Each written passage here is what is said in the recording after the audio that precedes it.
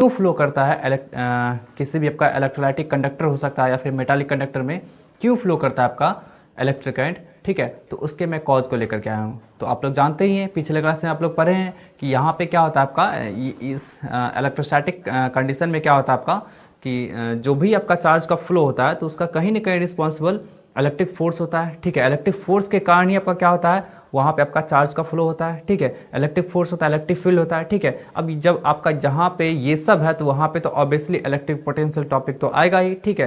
तो आपका electric potential के कारण भी क्या होता है, आपका चार्ज का फ्लो होता है, ठीक है। बात समझ आ रही ना। ओवरऑल बोल सकते हैं कि पोटेंशियल डिफरेंस आपका जो होता है वो कॉज होता है चार्ज के फ्लो होने का, ठीक है। जैसे मान लीजिए आपको एक एग्जांपल देते हैं, कि जैसे आपका ये 2 कंटेनर है, ठीक है।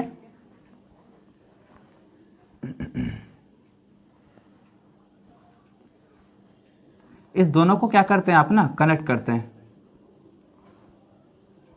इसमें आपका वाटर है,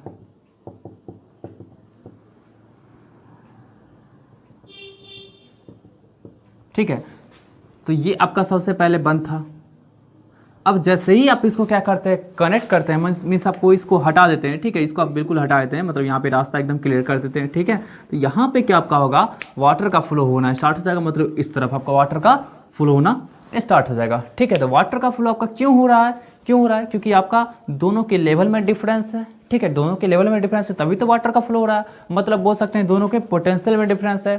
तो ओवरऑल आप यहाँ भी आप क्या कर सकते हैं, इलेक्ट्रिसिटी में भी आप क्या कर सकते हैं, इस चीज़ को आप रिलेट कर सकते हैं कि आपका किसी भी कंडक्टर में आपका पोटेंशियल का डिफरेंस आएगा तभी क्या होगा, आपका इलेक्ट्रिसिटी का फ्लो होगा, ठीक है। बात समझ आ रही है। अब वो पोटेंशियल का डिफरेंस किसके कारण से आप जनरेट करेंगे, ठीक है। तो वो आपके डिपेंड करता है, ठीक है। वो आपका डिपेंड करता है डिवाइस पे, ठीक है। अब आपका क्या होता है कि जैसे मान लीजिए हम आपका टॉपिक देखे होंगे, सेल टॉपिक लिखा हुआ है, ठीक है। तो सेल आपका एक ऐसा डिवाइस होता है, ये क्या कर सकता है, आपको किसी भी कंडक्टर के एंड के अक्रॉस में आपका क्या कर सकता है, पोटेंशियल डिफरेंस को डेवलप कर सकता है, ठीक है। पोटेंशियल डिफरेंस को डेवलप कर सकता है एंड दैट्स वाई आपका क्या होगा, यहाँ पे इलेक्ट्रॉन्स का फ्लो इजीली हो सकता है, ठीक है। तो ओवरऑल हम लोग यही टॉपिक को आप लोग समझ गए होंगे, ठीक है, कि इसी टॉपिक को हम लोग आज क्या करने वाले हैं, डील करने वाले हैं। बस इसके बारे में आपको बहुत स्टडी करना होता है, ठीक है। आप इसके बारे में थोड़ा बहुत स्टडी किए भी होंगे, मे बी आप लोग 8th क्लास में स्टडी किए होंगे, ठीक है, इसके बारे में। बट मैं थोड़ा सा आपका जस्ट इंट्रोडक्शन यहाँ पे बता देता हूँ, इसका आपका आगे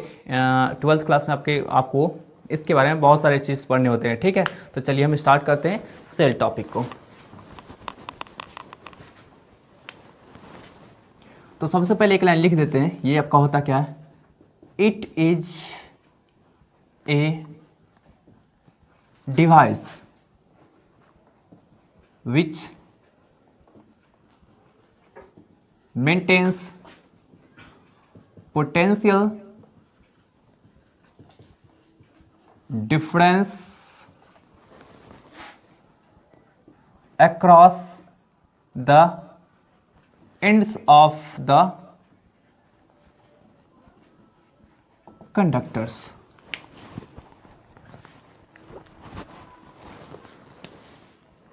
For the flow of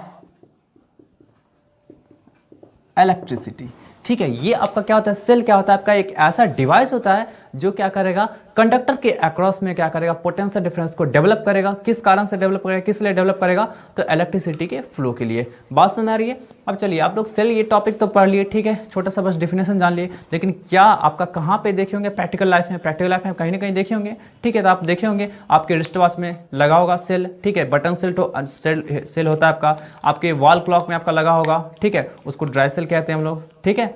बात समझ आ रही है ना। बटन से भी आपका ड्राई सेल का एग्जांपल ही होता है, ठीक है। तो आपका क्या होगा, जैसे मान लीजिए आप लोग के रेडियो वगैरह पहले इस्तेमाल करते होंगे, ठीक है, तो वहाँ पे सेल लगता था, ठीक है, निप्पो का आता था और ये वेराइटीज़ कंपनी का आता था, ठीक है। तो हम लोग वो आपका क्या होता है, सेल होता है जो क्या कर सकता है, आपका किसी भी कंडक्टर के अक्रॉस में पोटेंशियल डिफरेंस डेवलप कर सकता है एंड दैट्स वाई आपका वहाँ पे क्या होगा, इलेक्ट्रिसिटी फ्लो होगा इजिली, ठीक है। चलिए तो आगे बढ़ते हैं हम लोग, ये समझ गए, ठीक है। अब आप लोग इसके थोड़े से मैकेनिज्म को समझिए कि आपका ये क्या होता है एक्चुअली, जिस कारण से आपका ये पोटेंशियल डिफरेंस डेवलप होता है एंड इलेक्ट्रिसिटी फ्लो होता है, ठीक है। क्या होता है, देखिए ये मान लीजिए आपका क्या है, एक सेल है, ठीक है, एक सेल है। तो सेल के पास क्या होता है, आप लोग देखेंगे जैसे निप्पो का बैटरी देखे होंगे तो उसमें क्या होता है आपका इस तरह का कुछ शेप होता है, याद दिला दूं मैं आप लोगों को।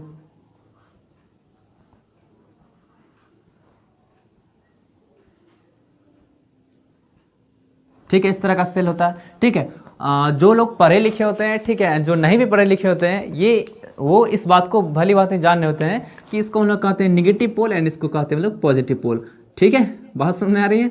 ठीक है, तो ये आपका आप समझ रहे हैं इसको। ठीक है, ये आपका क्या होता है, ड्राई सेल होता है। तो ड्राई सेल में क्या आपका होता है, निगेटिव एंड पॉजिटिव, ये सब लोग जानते हैं। ठीक है, ये आपका क्या होता है, सब लोग जानते हैं इस चीज को। ठीक है, अब यहाँ पे देखिए आपका क्या होता है, ये आपका क्या है दो अलग अलग चार्ज का इसके पास पोल है। ठीक है, ये आपका पॉजिटिव पोल है, ये निगेटिव पोल है। ठीक है, तो बस इसी के कारण आपका क्या होता है, पोटेंशियल डिफरेंस डेवलप होता है। अब आपको समझना है कि आपका positive charge negative charge actually आता कहाँ से है। ठीक है, एक्चुअली आपका आता कहाँ से है। ठीक है, ये कहीं ना कहीं से आता होगा, तभी तो आपका क्या होता होगा, ये आपका पोटेंशियल डिफरेंस को डेवलप करता होगा सर्किट में। ठीक है, तो इसके कॉज के बारे में हम लोग पढ़ेंगे कि आपका आता कहाँ से है। ठीक है, तो चलिए ये इसमें क्या होता है, आपका बहुत सारा केमिकल्स होता है प्रेजेंट। ठीक है, इसमें बहुत सारा केमिकल्स, इस केमिकल्स का हम स्टडी नहीं करने वाले हैं। ठीक है, आपको क्योंकि आपको इस चैप्टर में नहीं पूछे जाएंगे। ठीक है, क्लास 12 में जाएंगे तो आप लोग इसके बारे में पढ़ेंगे। ठीक है, तो इसमें बहुत सारा केमिकल्स होता है। ठीक है, तो इन सब केमिकल्स के बीच में क्या होता है, आपका रिएक्शंस होता है। अब देखिए, हम बहुत सारे केमिकल्स लिख तो दिए हैं, आप लोग सोच रहे हैं कि सर केमिकल का नाम लिखिए। तो केमिकल का नाम डिपेंड करता है कि आपका सेल किस टाइप का है। बहुत तरीके के सेल होते हैं। ठीक है, तो केमिकल का आपका नेम डिपेंड करता है आपका सेल किस तरह का, इसलिए मैं केमिकल का नाम सजेस्ट नहीं कर रहा हूं। ठीक है, बात समझ आ रही है? ठीक है, तो आपका बहुत सारा केमिकल्स होगा, तो यहाँ पे आपका केमिकल रिएक्शंस होगा। केमिकल जहां पे होगा वहां पे आपका क्या होगा, केमिकल रिएक्शंस होगा।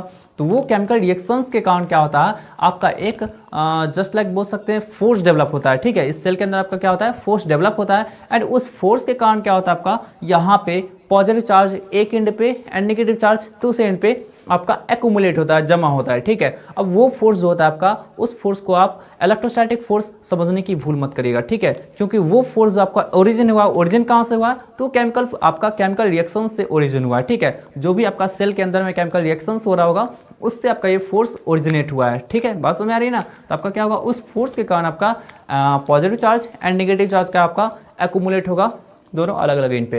एंड आपका ऐसा इस एक्यूमुलेशन के कारण आपका पोटेंशियल डिफरेंस डेवलप होगा। ठीक है, तो ये आपका क्या होगा, due to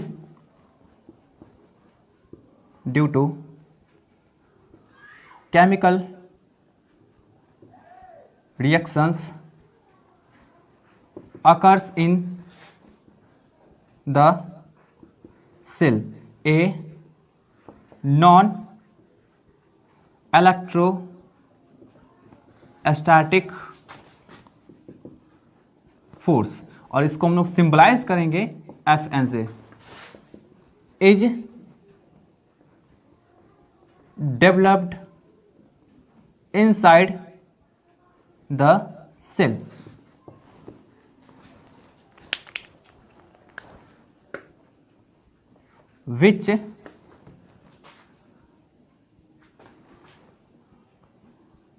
which carries a positive charge from end B to end A and negative charge from end A to end B। बात समझ आ रही है?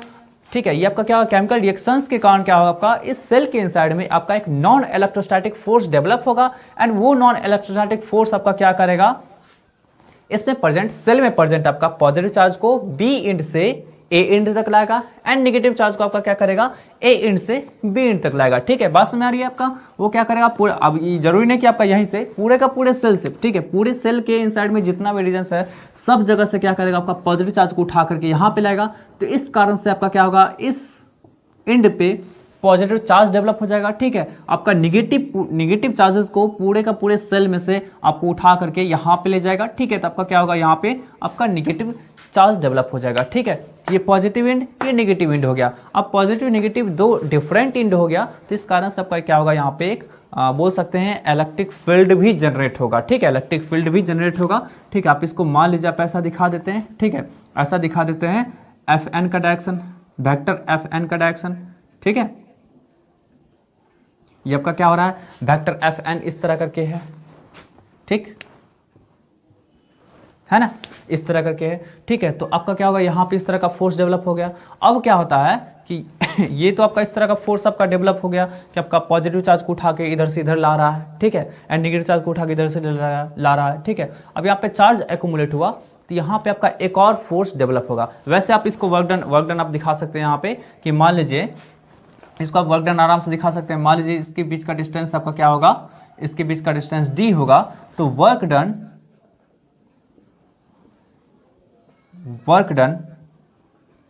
W इक्वल टू क्या आपका होगा, फोर्स तो एफ एन है एंड आपका डिस्प्लेसमेंट कितना है, डिस्टेंस कितना है, d है, तो ये आपका क्या हो गया, work done due to non electrostatic force, ठीक है। वर्क डन ड्यू टू आपका क्या होगा, नॉन इलेक्ट्रोस्टैटिक फोर्स। चलिए आगे बढ़ते हैं हम लोग,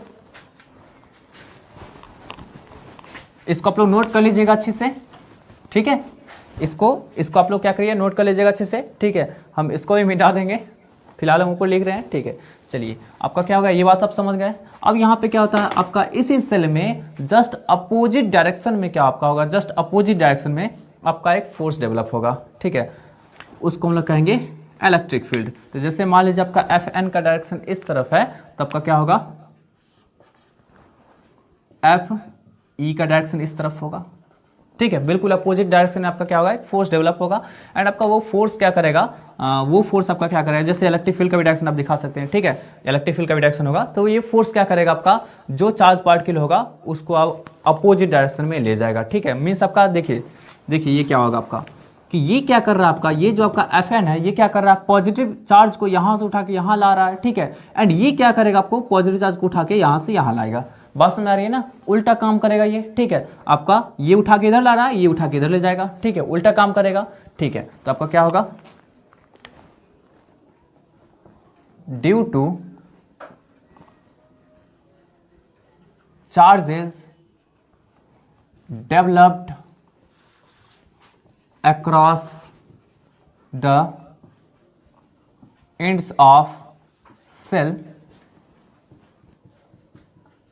electric force arises, ठीक है, which is just opposite to the direction of vector F N, ठीक है। ये आपका क्या होगा, जस्ट अपोजिट होगा। तो जस्ट अपोजिट होगा तो आप समझ ही रहे हैं, काम भी आपका क्या होगा, अपोजिट होगा। ये क्यू चार्ज को उठा के यहाँ से यहाँ लाएगा, तो ये क्यू चार्ज को उठा के यहाँ से यहाँ ले आएगा, ठीक है। तो आपका दो अपोजिंग काम हो रहा है, ठीक है। तो आपका क्या होगा, ये ऐसा होते होते एक आपका ऐसा कंडीशंस आएगा जिसको हम लोग स्टेडी स्टेट बोलेंगे, ठीक है। ऐसा कंडीशंस आएगा, ऐसा सिचुएशंस आएगा जिस टाइम में आपका क्या होगा, ये एफ एन एंड आपका ये एफ ई दोनों इक्वल हो जाएगा एंड आपका इस सिचुएशन में क्या आपका इक्वल हो जाएगा, तो आपका वहां पे कोई भी चार्ज का फ्लो नहीं होगा, ठीक है। वैसे बोल सकते हैं कि चार्ज का फ्लो होगा, ठीक है, हमेशा आपका क्या होगा, डायनेमिक कंडीशंस में रहेगा। चार्ज आपका जितना अमाउंट आपका चार्ज इधर से इधर फ्लो हो जाएगा उतना ही चार्ज आपका इधर से इधर फ्लो होगा, ठीक है, ऐसा बोल सकते हैं। बट क्या होगा, रिजल्टेंट की बात करेंगे तो resultant there is no flow of electric charges, ठीक है। चलिए तो हम लोग बात करेंगे in steady state and in steady state F N equal to F E, ठीक है। और वैसे एफ ई की बात करेंगे तो एफ ई क्या होगा आपका, Q इंटू ई। यहां पे आपका क्या है, E क्या है, E इलेक्ट्रिक फील्ड है, ठीक है, इलेक्ट्रिक फील्ड है। Q आपका क्या है, अमाउंट ऑफ चार्ज है, ठीक है। बात समझ आ रही है आपका, एफ एन इक्वल टू आपका क्या होगा, एफ ई हो जाएगा, ठीक है। चलिए आई बात समझ में, अब चलिए इसको मिटाते हैं।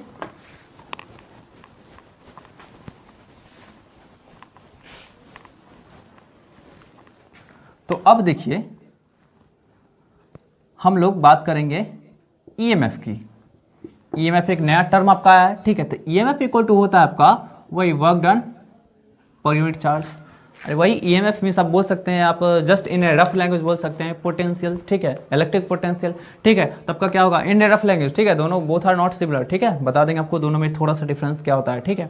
तब का क्या होगा, जस्ट बोल सकते हैं इलेक्ट्रिक पोटेंशियल, दोनों का यूनिट भी सेम होता है। तब का EMF equal to work done per unit charge होता है, ठीक है, work done per unit charge. अब यहाँ से देखिए तो आपका क्या होगा, वर्क डन की बात करेंगे तो W इक्वल टू हम यदि इसकी बात करेंगे, नॉन इलेक्ट्रोस्टैटिक फोर्स की बात करें तो ये होगा, ठीक है, फॉर नॉन इलेक्ट्रिक फोर्स, ठीक है। एंड आपका फिर से W इक्वल टू आपका क्या होगा, FE इंटू डी भी हो सकता है, ठीक है, फॉर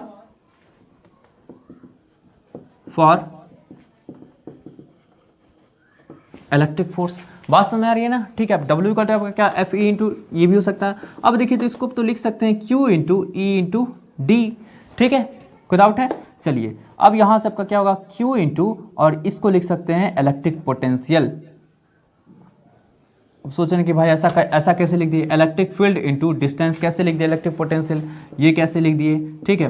तो जस्ट अभी आपको समझा दे रहे हैं, इसलिए पिछले क्लास का इंपॉर्टेंस था, ठीक है। अब देखिए तो जैसे पिछली क्लास में मैंने बताया था, इससे पहले के क्लास में बताया था, इलेक्ट्रिक फील्ड का फॉर्मूला होता है 1/4 pi epsilon naught Q by R square. Electric potential का फॉर्मूला होता है 1/4 pi epsilon naught Q by R, ये होता है, ठीक है। आपको आपका इलेक्ट्रिक पोटेंशियल चाहिए in terms of electric field, तो क्या लिख सकते हैं, देखिए यहाँ पे आपका क्या है, एक आर तो नहीं है, ठीक है। तो ओवरऑल आप इसमें आर से मल्टीप्लाई करेंगे तो ये आर कैंसिल हो जाएगा, तो ये तो बन जाएगा ना आपका इलेक्ट्रिक पोटेंशियल। बात समझ आ रही है ना, ये आपका क्या होगा, इसके इक्वल हो जाएगा ना, ठीक है। तो आपका क्या होगा, E इंटू आर को आप बोल सकते हैं इलेक्ट्रिक पोटेंशियल। बात समझ आ रही है, E into R, electric field into distance आपका क्या होगा, इलेक्ट्रिक पोटेंशियल हो जाएगा। तो यहाँ पे इलेक्ट्रिक फील्ड इंटू डिस्टेंस आपका क्या है, इलेक्ट्रिक पोटेंशियल है, ठीक है, कोई डाउट है। चलिए तो हम लोग आगे बढ़ते हैं। तो आपका क्या होगा, W इक्वल टू Q भी लिख सकते हैं। अब देखिए आपका क्या होगा, EMF equal to W by Q होता है, ठीक है। तो यहाँ पे आपका Q भी बाई Q, मतलब ये कैंसिल हो गया, भी हो गया, ठीक है। ये आपका क्या है, इन या फॉर ओपन सर्किट, ठीक है, for open circuit. Open circuit के लिए आपका क्या होता है, ये होता है, एंड ये आपका क्या होता है, मैक्सिमम भी होता है, ई मैक्स, मतलब आपका मैक्सिमम वैल्यू ऑफ EMF जो होता है वो आपका V के बराबर होता है, मीन्स आपका पोटेंशियल डिफरेंस के बराबर। ये आपका क्या है, V क्या आपका पोटेंशियल डिफरेंस, यहाँ पे लिख देते हैं, V जो आपका है वो पोटेंशियल डिफरेंस है, ठीक है, potential difference across A and B, cell जो बनाए थे अक्रॉस A एंड B, जो सेल बनाए थे ना उसके दोनों एंड के अक्रॉस का पोटेंशियल डिफरेंस, ठीक है, ये आपका मैक्सिमम होगा। अब यहाँ से देखिए एक नया टर्म आपका निकल करके आया EMF, तो EMF को मैं डिफाइन कर देता हूँ, ये बहुत ही आपका सिंपल डिफिनेशन है, ठीक है। आपका इसका फुल फॉर्म बताते हैं, ठीक है, आप लोग इसको नोट कर लीजिएगा, ठीक है, बात समझ आ रही है, नोट को इसको कर लीजिएगा। चलिए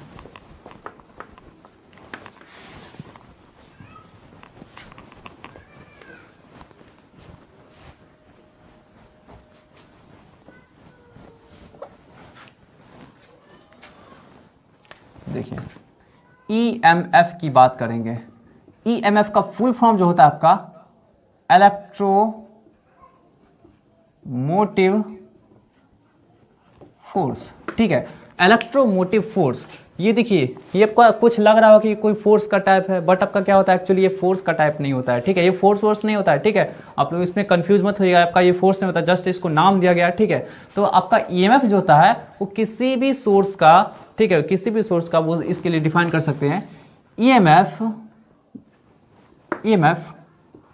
for any source is defined as the work done to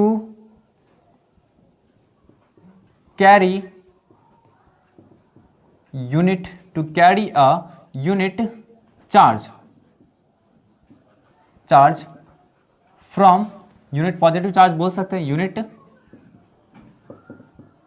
positive charge from lower potential to higher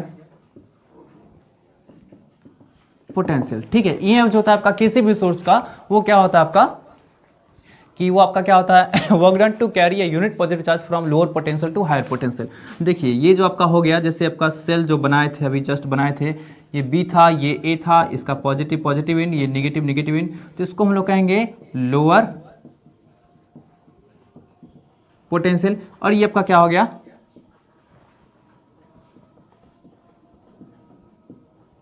higher potential. बात समझ आई? ये आपका क्या होगा, हायर पोटेंशियल, आपका क्या होगा, ये लोअर पोटेंशियल। तो चार्ज को यहां से उठा के यहां तक ले जाने में आपका जितना टोटल वर्क डन करना पड़ेगा यूनिट पॉजिटिव चार्ज को, वही आपका क्या होता है, ईएमएफ। तो आपका ईएमएफ इक्वल टू होता है W/Q। ठीक है, कोई डाउट है? चलिए आपका क्या होगा, यहाँ पे बता देते हैं ईएमएफ जो आपका जो इसका मैक्सिमम वैल्यू होगा वो V के बराबर होगा फॉर ओपन सर्किट। ठीक है, ओपन सर्किट के लिए आपका क्या होता है, ये होता है। नहीं तो आपका क्या होगा, हमेशा ईएमएफ का, ठीक है, हमेशा आपका क्या होगा, ठीक है, बात समझ आ रही है आपका? ठीक, नहीं तो आपका क्या होगा, ये थोड़ा सा आपका जब क्लोज सर्किट की बात करेंगे तो आपका इसका वैल्यू चेंज कर सकता है। ठीक है, चलिए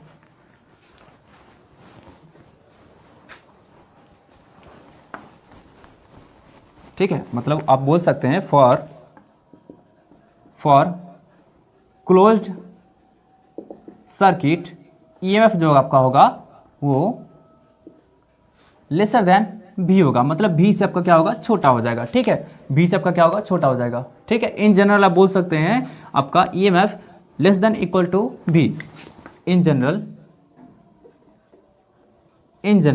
EMF less than equal to V। यहाँ पे V क्या है जी आपका, यहाँ पे V जो आपका potential difference across end A and B of the cell, इसको नोट कर लीजिएगा। ठीक है आप लोग, कोई डाउट है? यहाँ पे मिट गया, मैं लिख देता हूँ हायर पोटेंशियल। एकदम बात समझ में आ रही है? ठीक है, ये आपका कॉन्सेप्ट क्लियर हुआ। ठीक है, चलिए इसका यूनिट की बात करेंगे तो आपका जूल पर कूलम क्या होता है, वोल्ट होता है। ठीक है, तो इसके यूनिट की बात करेंगे तो यूनिट भी इसका आपका क्या होगा, यूनिट जो होगा वो वोल्ट हो जाएगा। ठीक है, कोई डाउट है? चलिए आगे बढ़ते हैं हम लोग।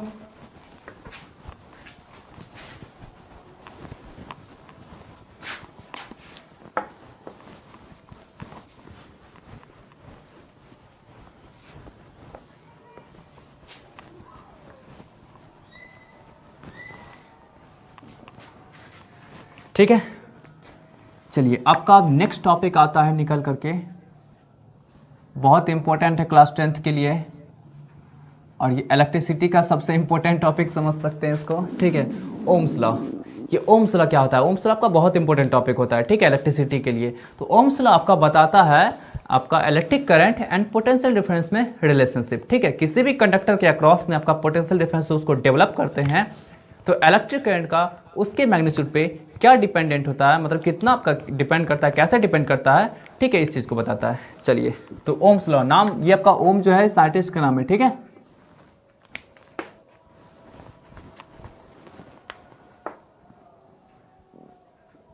इन 1827 George Simon Ohm gave an empirical relationship between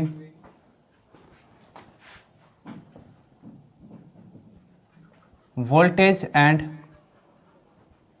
current. Voltage कहने का सेंस आपका पोटेंशियल डिफरेंस। ठीक है, पोटेंशियल डिफरेंस एंड करंट। ठीक है, अब देखिए यहाँ पे एक नया टर्म आप लोग के लिए आया होगा। आप लोग शायद आप लोग अच्छे से पढ़े होंगे क्लास 9th में फिजिक्स, तो वहाँ पे आपका एक चीज देखे होंगे केपलर्स लॉ। ठीक है, तो केपलर्स लॉ में देखे होंगे कि Kepler's law is the empirical law. ठीक है, तो ये आपका नया टर्म आपका इंपीरिकल। ठीक है, इंपीरिकल होता क्या है? ठीक है, इंपीरिकल का मीनिंग क्या होता है? तो इंपीरिकल का मीनिंग याद रखिएगा, ये एक्सपेरिमेंटल। ठीक है, एक्सपेरिमेंट से जो आपका निकला हुआ रिजल्ट होता है उसी को हम लोग इंपीरिकल लॉ बोलते हैं या फिर इंपीरिकल रिलेशनशिप बोलते हैं। ठीक है, तो आपका ये इंपीरिकल कहने का सेंस आपका क्या हो गया, एक्सपेरिमेंट। ठीक है, मैनी मोर एक्सपेरिमेंट के बाद जो आपको रिजल्ट आता है, ठीक है, उसके बाद आपको कोई लॉ देते हैं तो उसको हम लोग बोलते हैं इंपीरिकल लॉ। ठीक है, तो आपका जो भी आपका ऑब्जर्वेशन, जो भी आपका क्या होगा एक्सपेरिमेंट से आपका आता है उसको हम लोग बोलते हैं इंपीरिकल। ठीक है, अब देखिए आपका इस लॉ के अकॉर्डिंग क्या था, मैं लॉ लिख रहा हूं, according to this law, current, electric current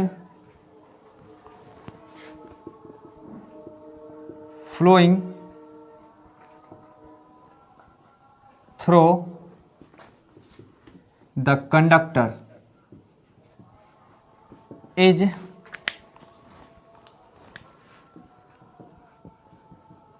directly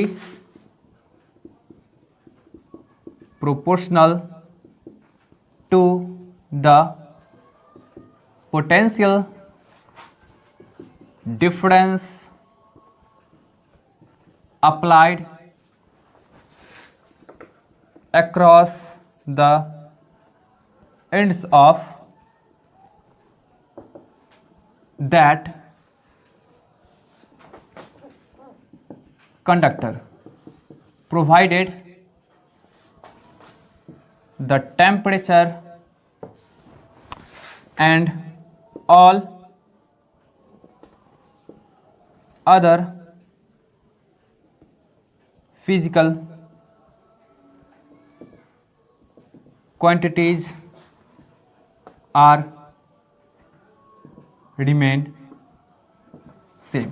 ठीक है, आपका ये लॉ क्या बताता है कि किसी भी कंडक्टर में इलेक्ट्रिक करंट का जो फ्लो होता है उसका वैल्यू डिपेंड करता है पोटेंशियल डिफरेंस पे, और आपका किस तरह से डिपेंडेंसी होता है, तो डायरेक्ट वेरिएशंस होता है, मीन सबका डायरेक्टली प्रोपोर्शनल होगा। ठीक है, आपका कंडक्टर के अक्रॉस में आपका कितना पोटेंशियल डिफरेंस होगा उसके आपका क्या होगा, डायरेक्टली प्रोपोर्शनल होगा। लेकिन आपका इसके लिए कंडीशंस है कि temperature and all other physical quantities are remain same. आपका फिजिकल क्वांटिटीज एंड टेम्परेचर आपका क्या होना चाहिए, जहां से आप ऑब्जर्व करना, आप एक्सपेरिमेंट करना स्टार्ट किए थे, वहां से आपका एक्सपेरिमेंट के एंड तक आपका सब कुछ सेम होना चाहिए तभी। ठीक है, चलिए तो बोल सकते हैं जैसे मान लीजिए आपका एक कंडक्टर है,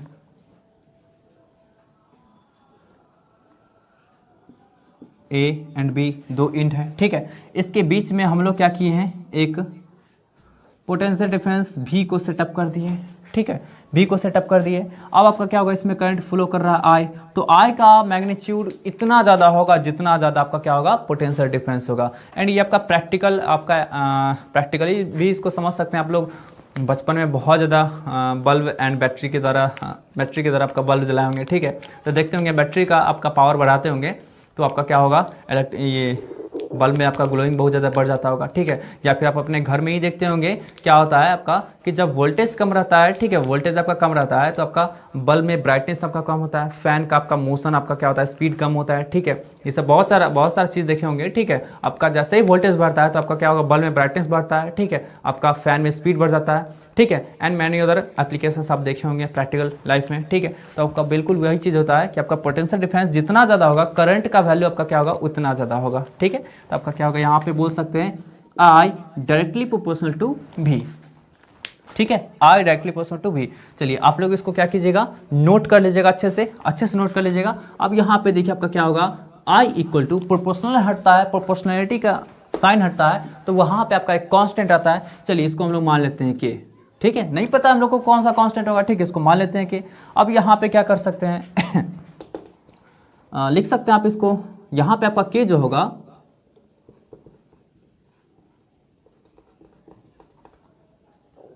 प्रोपोर्शनलिटी या फिर एक्सपेरिमेंटली जो बोल सकते हैं, ऐसा भी आप लिख सकते हैं। चलिए लिख देते हैं, v equal to 1/k into I, ऐसा लिख सकते हैं। ठीक है, एंड 1/k जो होता है इसको हम लोग r लिया करते हैं, और ये जो होता है आपका बोल सकते हैं इसको constant called resistance of the conductor. ठीक है, ये आपका इस तरह का बोल सकते हैं, मतलब ओवरऑल आपका जो रिलेशन आ गया वो v equal to R I हो गया। ठीक है, मैंने 1/k को रिप्लेस कर दिया है r से। ठीक है आपका, तो यहाँ पे r जो हो गया रेसिस्टेंस ऑफ द कंडक्टर हो गया। ठीक है, ये आपका बिल्कुल कांस्टेंट होगा किसी भी कंडक्टर के लिए, ये आपका तभी कांस्टेंट हो सकता है। ठीक है, जब आपका क्या होगा, यहाँ पे जो कंडीशंस मैंने लिखा है, provided the temperature and all other physical quantities remain same, आपका तभी क्या होगा, r का वैल्यू आपका कांस्टेंट होगा। ठीक है, बात समझ आ रही है? तो चलिए इसको आप लोग नोट कर लीजिएगा अच्छे से, फिर हम आगे बढ़ते हैं इसमें।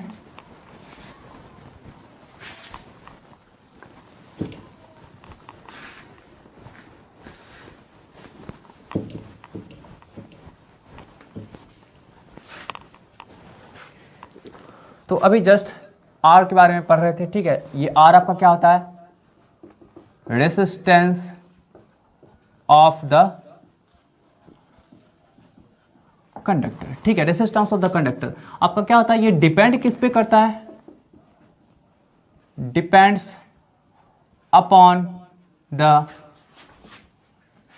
Shape and size comma nature and temperature of the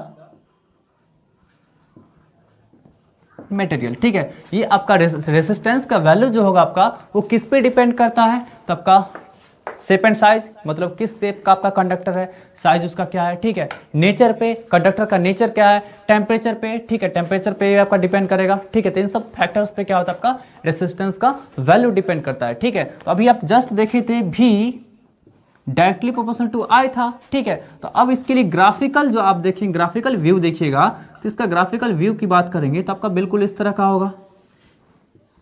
देखिए V वर्सेस I का ग्राफ बात करेंगे तो बिल्कुल आपका ओरिजिन से पास करता हुआ स्ट्रेट लाइन होगा, ठीक है। तो आप देखे होंगे इसको हम लोग अभी जस्ट लिखे थे IR, ठीक है।